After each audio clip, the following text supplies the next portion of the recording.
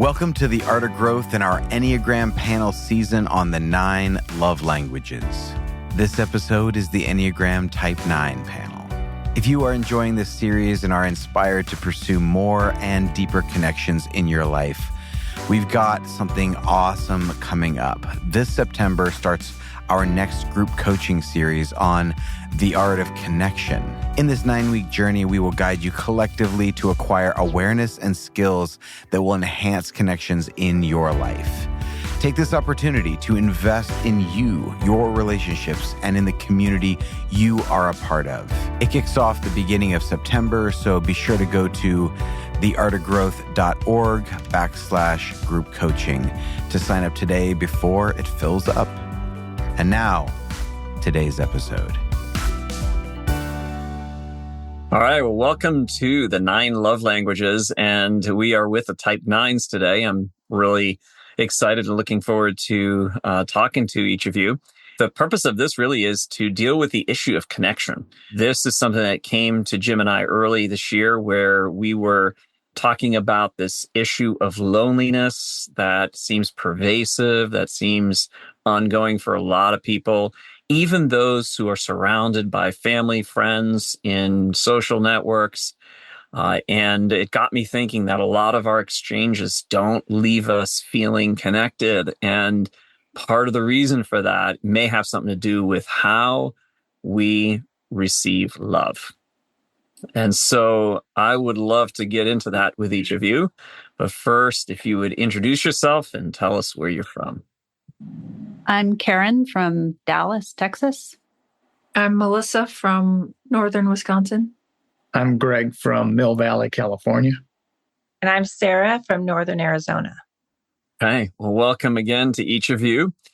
And we're going to start off by asking the question of, in what ways do you seek love? In what ways do you go out looking for that exchange, that sense that you are being loved by those around you? How does that work for you? I'm kind of a people pleaser person by just my basic personality. And so I often seek love by trying to determine what pleases someone whom I love or whom I am attracted to. And then by taking an action, usually an action that meets my assessment of what brings them pleasure. I try to provide pleasure for them by doing something that they like, or giving them a hug or something like that. So for me, my greatest fear deep down is that I will be rejected. And so I do things that are pleasing because I want to know what pleases them so that I can kind of preempt any likelihood that I would be rejected. So that's probably the main way that I seek love. Yeah. Well, I would have to say I resonate a lot with what Greg just shared. In addition to that, perhaps this is partly my subtype dominant, but I really prefer like close one-on-one conversations or very small group, intimate conversations to larger group settings. Those are very intimidating to me and a little overwhelming. So I seek that. I seek to meet up with a friend, just one friend at a time, over lunch or something like that. In my more, my close family, touch is important to me, to have some physical touch. Deep conversations, companionable silence is actually really lovely for me as a way to receive love. People who can just be with me without necessarily having to have a conversation. And then trying to do things together that we both enjoy, like traveling or being in nature together, things like that. I think it's easiest for me to seek love from others and from the outside. I really agree with what Sarah said. I'm also a dominant sexual subtype, so those one-on-one connections are the easiest for me to reach to undo that messaging of I don't matter or I'm in the background, that kind of thing. Kind of the see me, affirm my voice, I'm here. That's where it's easiest for me to seek that, but that's not ultimately where I find that love. I think the true love that's sustaining is ultimately from myself. And so it's not until I can, have the courage and self-trust to accept and love myself and agree that my voice does matter, that then I can go out into the world and really connect with people in a meaningful way. Because if I go out first, it almost feels like scrabbling up a gravel pile, like you're going nowhere and it's not meaningful and it's not sustainable. But that going in first and then out feels much more sturdy and sustainable, and the love is much more authentic and lasting. So I think for me, I remember when we talked about this in our certification class too, the holy idea of love. When I heard the questions that you gave us in the email, my first response was, ugh. It felt like, oh, give me another question. Like, let's talk about something I'm thinking about. Or I don't know if it was the vulnerability piece or if it just is this idea that I think for me, love feels more like belonging and connection. And maybe that's the social subtype.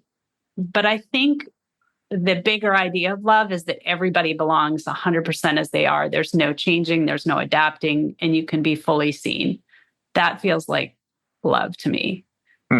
The first idea of love is a little bit of this, and my reaction to it is this idea of romance, I think, more that I have a reaction to in the world that feels false. So all of that to say, where am I seeking love? I think it's belonging and connection. And I really related to Sarah's comment about silence, being together in silence. Yes, 100%. I just had a conversation with friends about, we spent a weekend together and needing that time to withdraw, even though everybody wants to gather together. My first instinct is I need a little bit of time alone or quiet. And it can be sitting next to someone reading a book and just being silent together.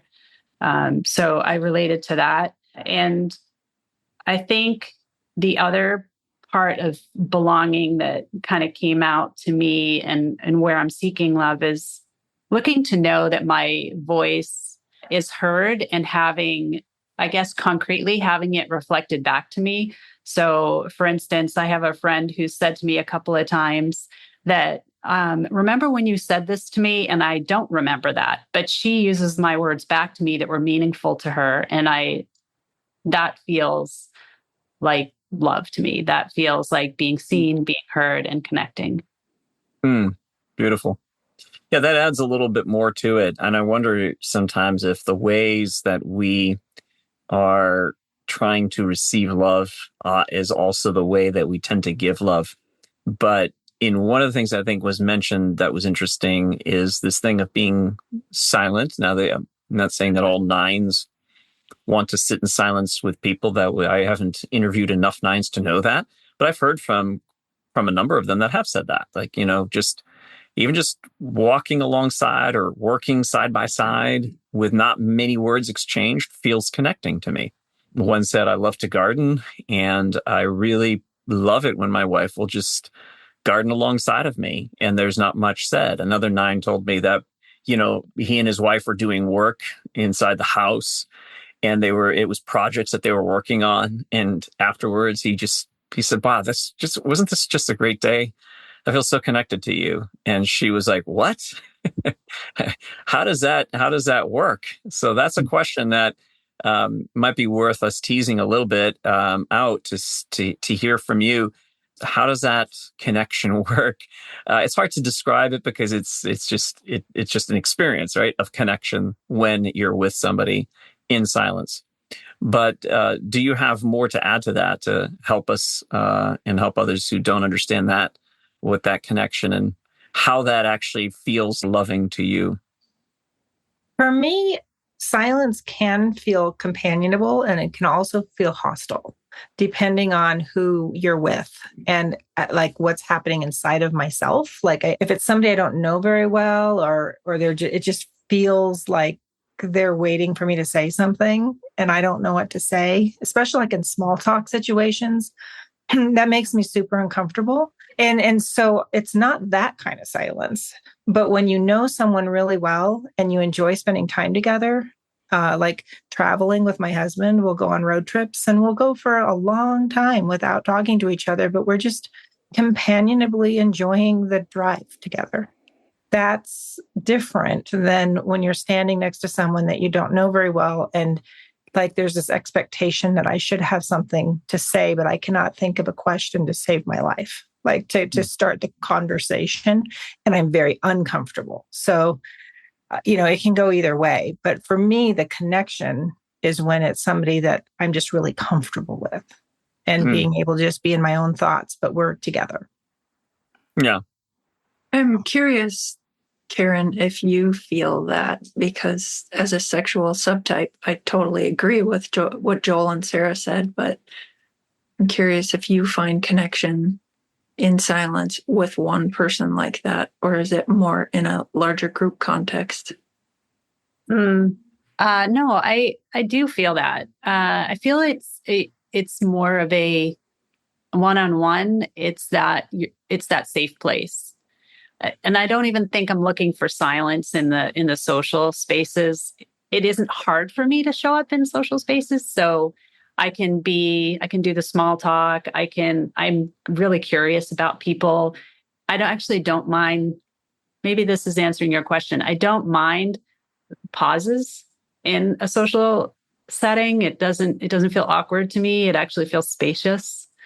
And I guess where I was going to add the silence piece, what is I so appreciate is when someone asks me a question and they can give me some time.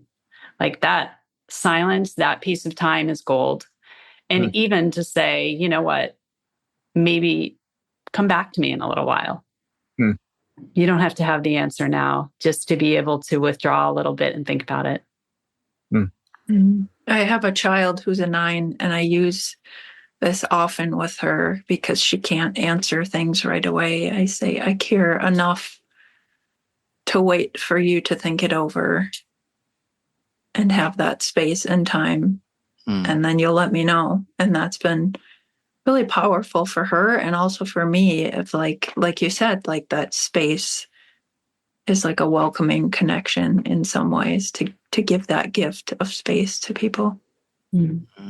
So even someone being with you who you know and you already have that connection with that person, when they're with you in silence, there's something, and I'm curious about this with body types. It seems like there's a communication that's happening even in the presence of another person in sort of the physical dimension. It's like you're with me physically, and there's a connection somehow happening between the two bodies together. That's a mystery to other types who do not understand that and don't experience it that way. So that's very helpful to understand that.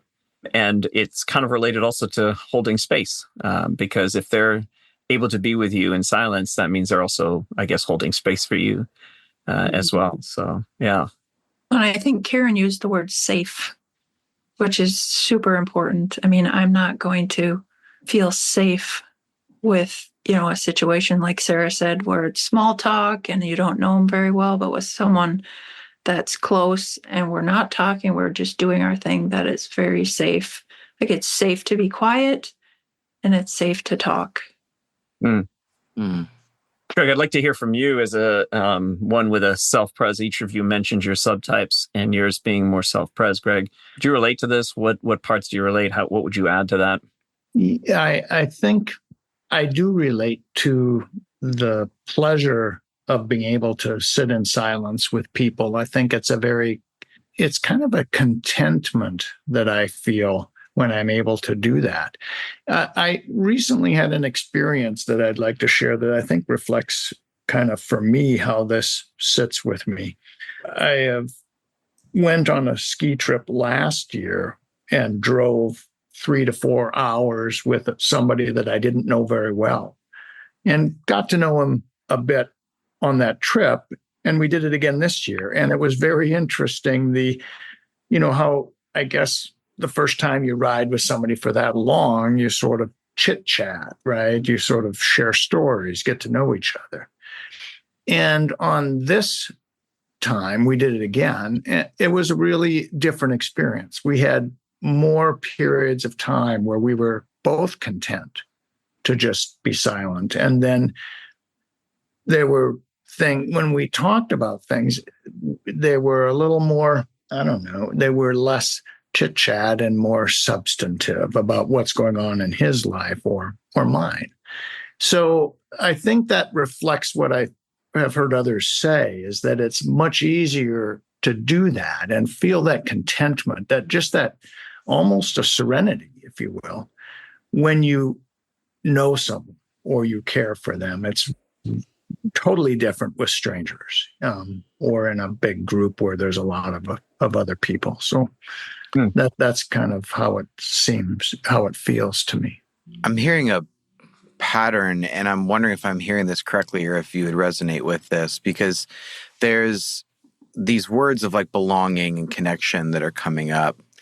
And connection is sounding to me a bit like the active part of talking, of sitting with someone, of doing something with someone. And then the belonging sounds like that more presence, but it's more passive. It's presence with someone in their presence. And it's like we have a sense of belonging that we can just relax in because we have established a connection. Yes, I would describe that belonging part. For me, it feels like I'm able to dwell. I'm able to just dwell in their presence in comfort and not feeling like I have to say anything, or, that we have to have ongoing discussion. I'm able to just immerse myself in just the presence of another person who I'm comfortable with. Yeah. Okay. That kind of got me thinking about how it ties to the body types, which I'd never really thought about with belonging before. But when I go into a situation where I don't feel like I belong, it's physical in my body, how that feels. And it's a different kind of physical feeling in my body when I feel like I do belong. There's just, my body's more relaxed. I'm content. I'm comfortable. I'm not so self-conscious. Whereas when I'm in a situation where I don't feel like I belong, I'm super tight and stressed. It is an actual physical feeling of not belonging. That's an interesting connection I'd never thought about before, Jim. Seems like it would activate your head center in the place of stress, where it's like, you get that neurotic edge to you of like, now what do I do? What do I say? But it seems like when you're in a place of belonging, you can feel it in the body. And conversely, as you said, you feel it in the body first when you don't. It's really helpful. It allows me to remain in the present and in the presence of belonging. When I don't feel belonging, I feel like fleeing, like fast forwarding. How can I get out of here? How can I exit? Like, what's the next thing I can say so I can get out of here? Yeah. But the belonging is more of like, okay, remain. You're here. You're safe. It's okay. Let's get into the next question, which is, in what ways do you resist love? And this is one that gets a little bit more real. So this is something that all 9 types, we all do. And this is a protective thing that our brains learn to do early on in life so that we don't get disappointed, rejected, abandoned, those experiences that all of us have had. So, what ways do you resist love? For me, probably my primary goal is to avoid conflict. And so by choosing that as my goal, rather than maybe working through conflict for better connection, I often will not share my feelings or will not share my desires or what I really need in a situation, because I don't want to disrupt the other person's experience. And I don't want to, and I feel responsible. I'm really working on this, but I feel responsible for the feelings of other people, but I'm not really very good about being responsible for my own feelings. Yeah. But I think that so the connection to resisting love is that it seems like vulnerability, as you understand it, is necessary for that connection, but also very risky. Mm-hmm. Yeah. If I feel like I'm going to upset another person, I that's really risky. And so I just choose to not say it, which doesn't in the end lead to better connection, but that is my first inclination. And it confirms your bias, which is I don't matter, or my my words don't matter, my presence doesn't matter. Yeah. Right. Yeah. A really obvious one for me is receiving compliments and praise. I will give them out like crazy, but when they come to me, it's just that super like quick instinct of pushing it away. Just like, no, I'm stepping back out of the spotlight. You're trying to push me into the spotlight. You're trying to call attention to me. I'm going to back away. So that's been something that I've been trying to more actively be aware of, because someone giving you a compliment is their act of love, is saying, hey, I see you, I value you, what you're doing, and pushing it away like that. I mean, we all know what it means and feels like to be rejected. And I didn't really connect that rejection, how I was participating in a rejection, by brushing it off. I thought it was just kind of like keeping small, keeping in the background sort of thing. No. What's the risk, by the way, in that? Like putting you in the spotlight, what's the risk for you? I think it's just that ego risk of, no, you should be small. I mean, it's that fundamental messaging of like, you don't matter. You don't belong. Yeah, I mean, it's silly even just saying it. It's ridiculous, but it's there. You just have to actively work against it. No, it is for all 9 types. When we actually name that thing, it's like, really? That has that much power to affect my entire life? And yet it does, yeah. I can really relate to Sarah's talking about tuning into other people's needs and emotions, and even being able to identify their emotions, but really struggling to identify mine. Or maybe because I don't prioritize them, because it's more important to me that other people feel seen or heard. And it's such a difficult thing for me. The practice now has been, okay, pause. What do I feel in my body? And then maybe I can name an emotion. So I just find that interesting, that it's easier for me to see it in other people and not in myself. It's easy for me to be authentic, I think, but it is not easy to be vulnerable. And I think for a long time, I thought those were the same thing. Yeah. I was going to say, you need to unpack that because I can totally hear types out there going, what? Isn't vulnerability and authenticity the same? So yeah, say more about that. Authenticity feels like being real, being present. Vulnerability feels like, to me, vulnerability feels like being needy and showing weakness. And I think that is a place that's difficult for me to admit I need something, or again, sort of even being able to identify what the need is hard. So you can show up authentically with friends and say what you think. And I don't mind, like, I laugh at myself a lot. I kind of look silly. I don't mind that. But it still feels like kind of on the surface of what really matters to me. And I think it's almost a little bit of I don't know if other types feel like this. It's almost like a little bit of a mask, because I can get away with people thinking I'm being real when I'm just being authentic. I'm not being vulnerable. Does anyone else relate to that? Well, I think I would say for me, being real and being vulnerable seem more alike as opposed to different.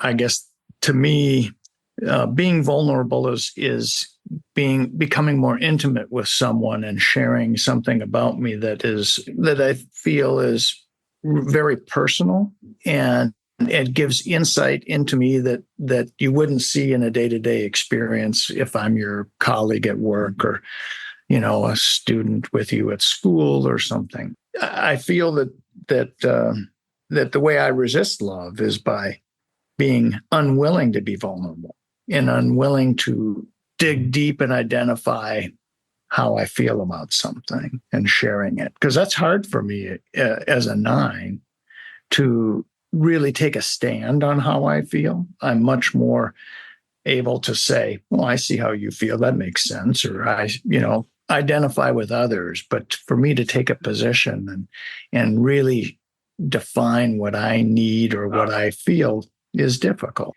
And that makes vulnerable, for me, at least I associate that with being vulnerable. And so that's just the way I view it, I guess. Yeah.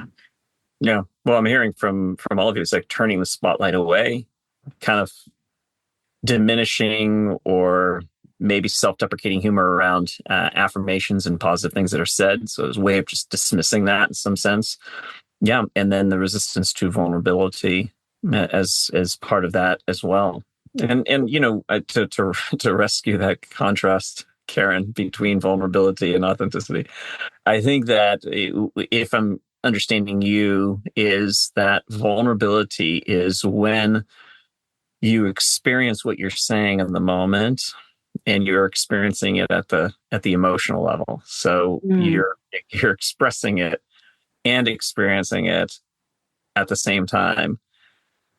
Instead of sort of the humor and self-deprecation, and because we can be truthful about stuff, but in that way, we're not really being vulnerable from here, the heart center. It's kind of more of a head kind of thing happening there. Does that make sense? Yes, very much. Yeah. There's like a cultural interpretation when I hear the words authenticity and vulnerability. Authenticity is like, hey, I got to be me, and this is kind of who I am. And it feels like a very empowering stance to say I'm being authentic. But vulnerable feels like a weakness. I could be exposed. You may not like me, and then I'll feel a sense of disconnection, because I'm not coming from that place of power. And I think there is something that feels very exposing about that word when you hear it. It just feels like, what is this going to mean? Yeah. Yeah, for me, I would say it can feel vulnerable to be authentic because it's risking potential disconnection. So it has to be done in a safe space if I'm willing to take that risk. Yeah, that resonates with me as well, in that being vulnerable, for me, it's meant to build intimacy, but then I am risking that I might be rejected or viewed as unlovable or unacceptable. Yeah. And again, that is my worst fear, right? Is to not be lovable and not be accepted. So it's very risky, but I recognize that it's really an important aspect of building intimacy between myself and another person. So that's the rub, I guess. Yeah. Yeah, so good. This is not part of the questions I asked you to think about, so I appreciate if this is going to be a little bit challenging. But can you name a way that maybe you've resisted love recently? Like saw it coming? Because a big part of it is also the ability to see it coming, right? Because sometimes it isn't obvious to us. Because we see ourselves being loved oftentimes by the ways that we prefer to be loved. So someone creating space for us, someone taking time and listening to us. But there's a host of other ways that people love us, those who are close to us. Have you seen that come your way recently? And how did you respond to that? I think it's easiest for me to feel that imbalance of love giving and receiving when it's with someone of a different subtype. For example, my husband, we have the opposite instinct stacking, and he's trying to show love through doing giving, like active things. And I just wanted, let's just do something together. Let's go on a walk or something, spend that time together. Yeah. In silence is fine with me. But he was trying to do this big project, which kind of had nothing to do with me. But in his mind, that was his giving of himself, his energy to me. And I had no idea until we talked through it. And I was just like, what? Oh, you think this is showing me love? And it just took me a while to just be like, okay, this is that social instinct. Like, this is how he's doing that. And this is how I'm trying to receive it. And they were total opposite. That's a great illustration of it. Because that often does happen across different instinctual drives and also sometimes across different types, where one type feels like, oh, let me do the dishes for you. Let me do this thing. And someone else is like, yeah, it doesn't scratch the itch at all. Yeah, that happens a lot. I recently visited a friend who is like the ultimate hostess. And she really wants to show her love by making sure that I'm very well taken care of. Like she feeds me these beautiful meals and then I try to take her out to lunch and she insists on paying. And it's just like the whole time I'm there, she's giving me all of this. And it's hard for me to receive that. It feels uncomfortable. It's like, you know what? I can just get up and fix myself a bowl of oatmeal. You don't need to make this big old breakfast spread for me. And it's really lovely. And I enjoy it, but it's also uncomfortable. And it's hard for me to receive that. Yeah. I think gifts are hard for me. Gifts, especially if they're wrapped super nice and super thoughtful and super intentional. I feel loved by the act. And because it's not my way of giving love, I feel like a little bit unworthy of it. And also this fear that I can't return that. I miss birthdays and planning for that special event for someone that would receive, like, you've thought of this for me. That is like so much pressure to me and stresses me out beyond belief to think that I'm in charge of that special thing for that special someone. And so in a weird way, when I get a gift that's so well done, I feel a little bit just, I don't deserve it. And I sure hope you don't want it back.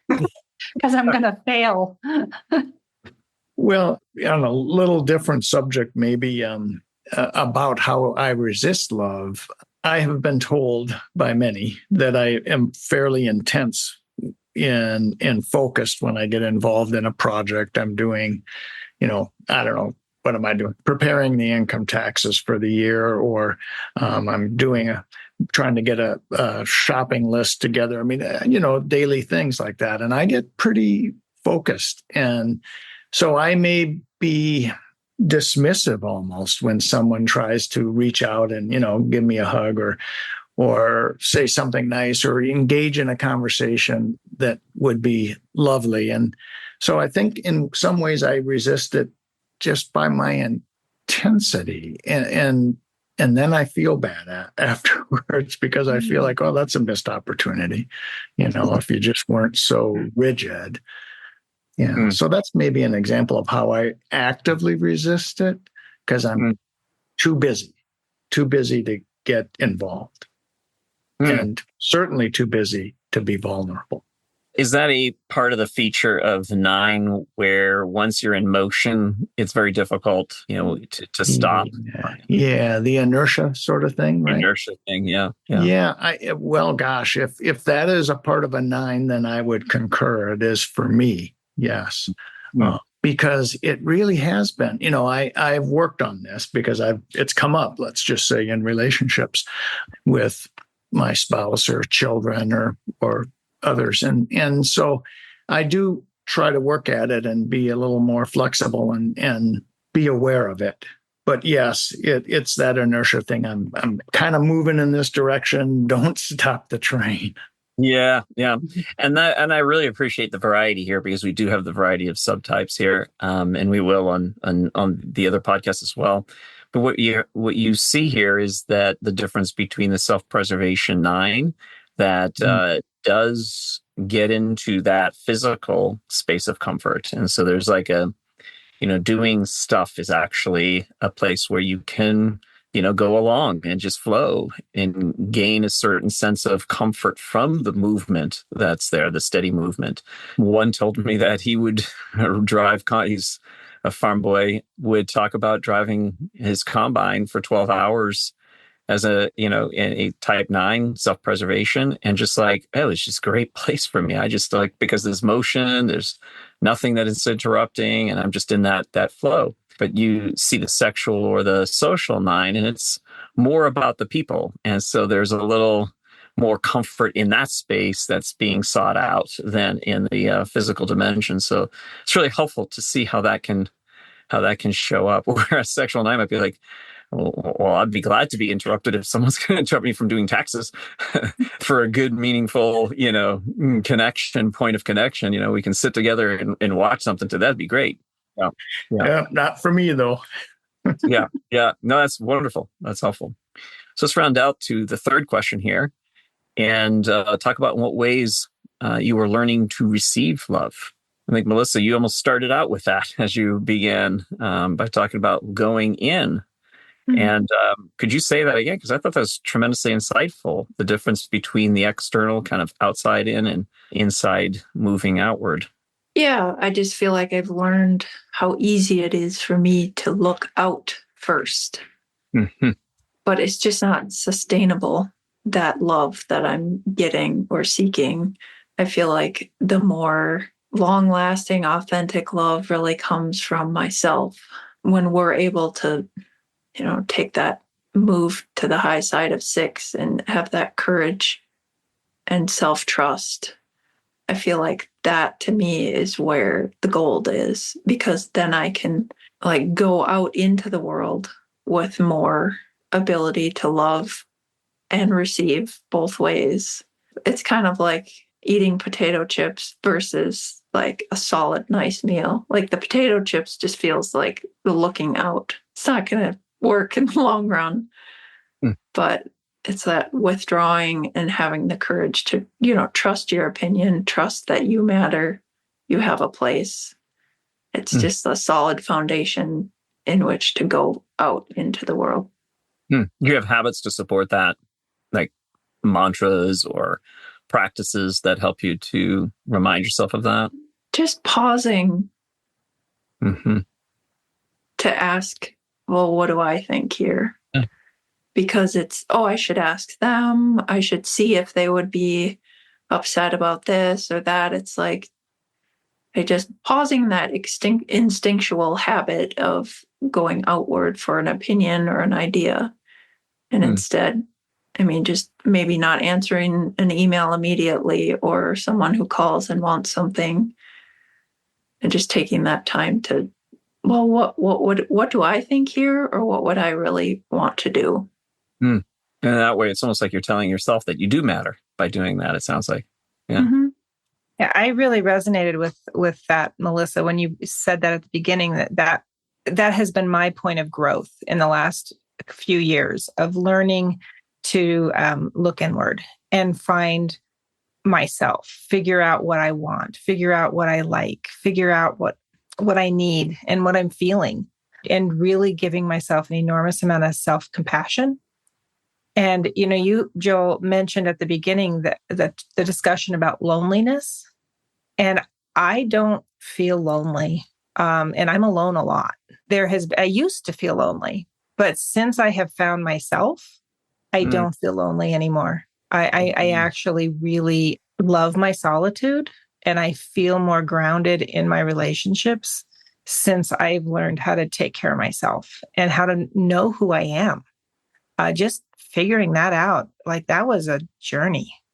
I kind of got a little lost along the way with, working full time and raising a family. And I'm at a point in life where I can focus on me because my kids are grown and out of the house, and I'm retired and I'm able to say, oh wow, well, what matters to me?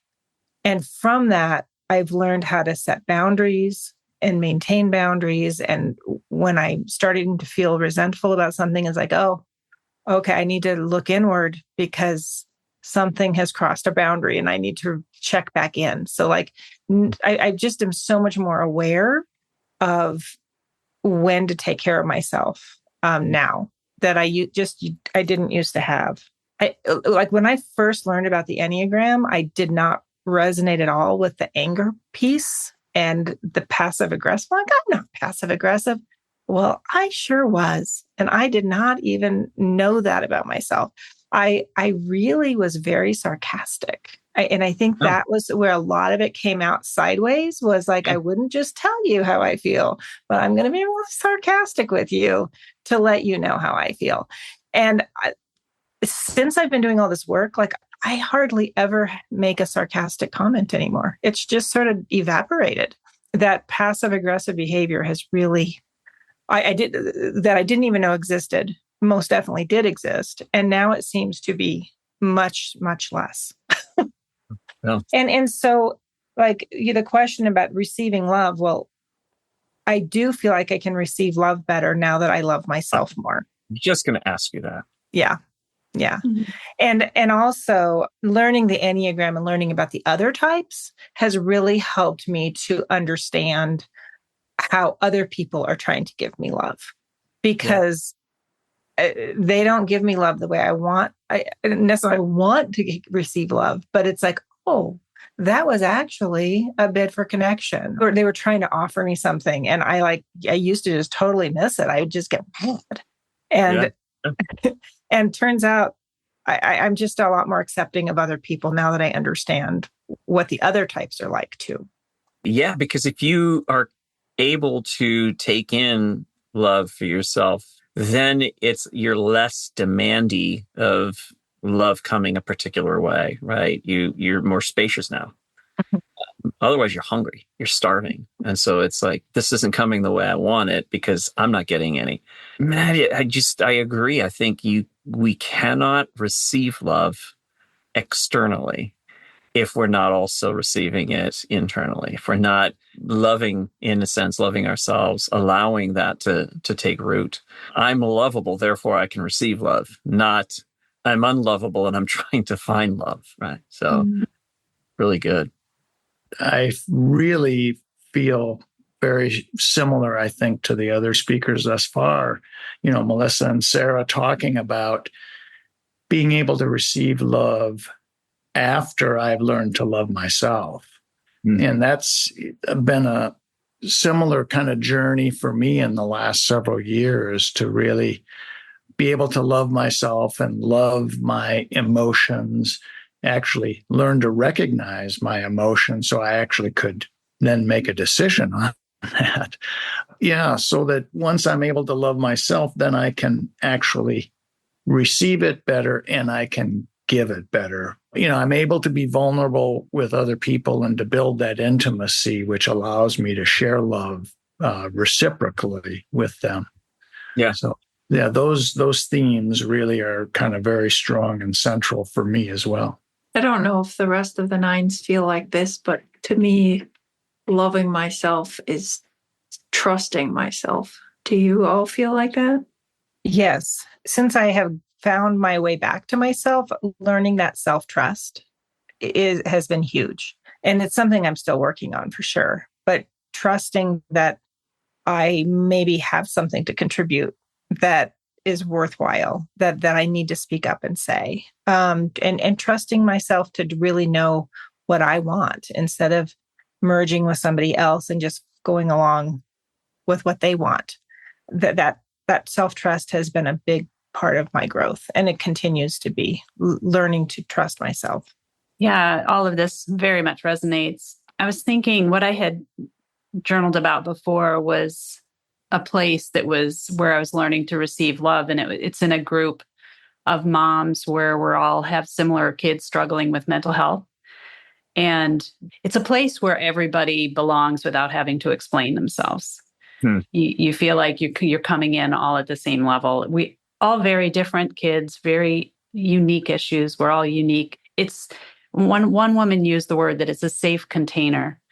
And I love what you're saying here, because I think in the same way, through the work that I've done with the Enneagram, I've started to realize that I am my own safe container. And that, like, I started doing therapy because I thought, oh, my life's pretty good. I tend to be an optimist. Like, I really don't have it that bad. And I started learning about the Enneagram, and I thought maybe everything's not so great. And maybe I need to do a little bit of work around this. And that's when I started to notice, oh, I do have needs. And oh, a boundary is being broken. And oh, I do feel that in my body and I'm angry. I think, Sarah, you said you noticed it when that anger starts to come up. Oh, what boundary has been crossed and what do I need to express? And so it's been this really kind of waking up to myself and knowing that the more work I do on myself, the more I can show up in the world as vulnerable, as real, whatever words you want to use, and know it's okay, know it's safe. But it definitely does start with me. And you mentioned practices. For me, meditation or 10 minutes in the morning is becoming essential. It's really hard for me to be habitual and intentional about things. But I'm starting to notice when I don't do it that it's missing, which is pretty cool.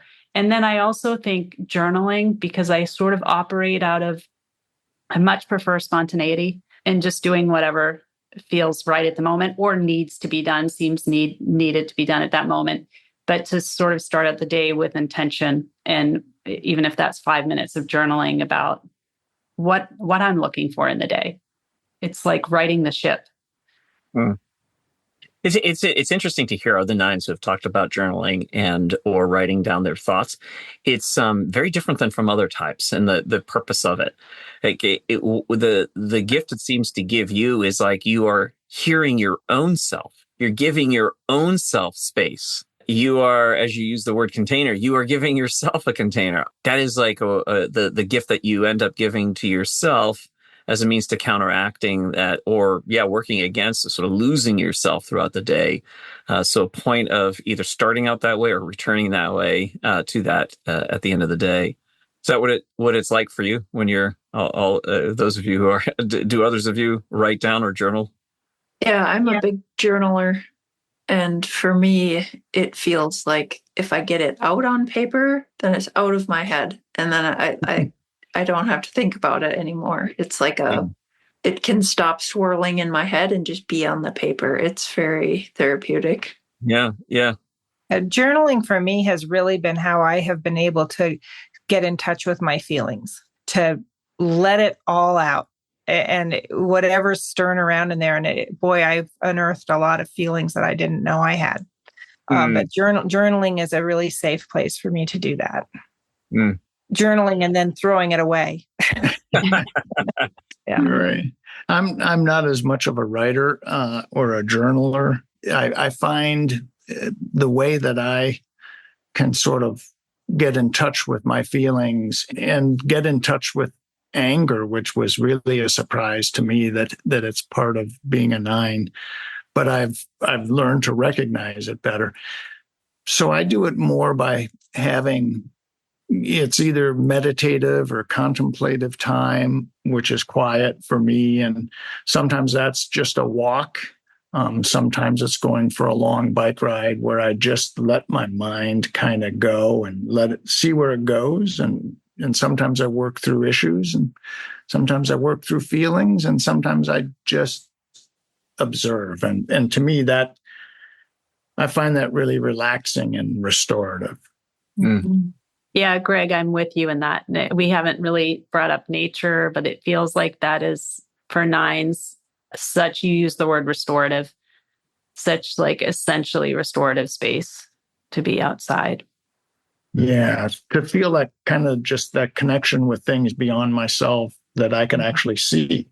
It's tangible and it's there. Yeah, there are different levels. It sort of gives me energy back to go back and do other things, I guess, which is kind of interesting. It's because it feels so passive in that I'm not really working towards it, but it happens. So it's a nice benefit, I guess. Do you feel like in Greg or the other nines that there's this sense of connection with the natural world? Yeah, it's just this grounding force. It's where when I have those times out in nature, it feels like everything is okay. Like no matter what is going on, it puts everything in perspective of no, I actually, because, and I want to say this is the body connection and our sense of the world, that I can see it out in nature. I can feel it outside. It's like the temperature of my body comes down. The calmness comes back. The groundedness is back. And everything else seems kind of small in comparison. Yeah, nature for me is all of those things, but really where I feel the most connected. I feel so connected to spiritually, I guess, in nature. And it was surprising to me to find out that other people don't actually feel that way necessarily in nature. Like nature is just such an important part of my life and so restorative. And when I'm feeling a little off, like I know I need to get outside. I need to go be with the trees or be near some water. It's so important to me. And my feeling of ground, I like the word groundedness. It does ground me, but I feel really connected when I'm in nature. Yeah, I agree. I am a farmer, so I work outside, and I just can't imagine my life not being connected to the seasons and the cycles and living and being outside every day. I mean, it's just like you all have said, it's just part of like this baseline need and connection that I feel like I have to have in my life. Maybe it's that intensity of the sexual subtype. It has to be the intensity of living and working outside. That's where I really connect with that. There's so much more even in that. So I wonder, so many questions like, balance is a key word for a lot of nines, wanting to feel that inner sense of balance. And then when you look at nature and everything seems to be in proper balance to each other, and and it's all in proper connection to each other. Things are in nature are already connected. So much there. And you're absolutely right. You do connect to it in a way that other types don't. And I can speak for myself. I do go into nature and I love it and it does something for me, but I don't quite access it to the depth that you do in this, in the way that you're describing. And that's beautiful. So I just so appreciate all of you just expressing the depth of your own growth, your own, where you are too, just like authentically, like here's where I'm at when it comes to the ways I seek love, the ways I resist love, and how I'm growing to take in more of it. So thank you to each of you for opening up and for sharing your story, your experiences, your truth, all of it, your insights, your wisdom. Thank you so very much. It's meaningful, impactful, and helpful to so many. Thank you so much for joining us, and we hope this work of art helps you grow. Reach out to us at www.theartofgrowth.org to find out about the upcoming group coaching session, to take our free Enneagram or Instincts test, learn about individual and couples coaching, as well as our next round of certification. If you would like to see how our work can improve your corporate culture and team dynamics, email us to set up a free consultation. You can follow us on Instagram at just Art of Growth, and make sure you follow the podcast. And leaving us a review on iTunes really helps people find this work. Until next time, my friends, grace and growth.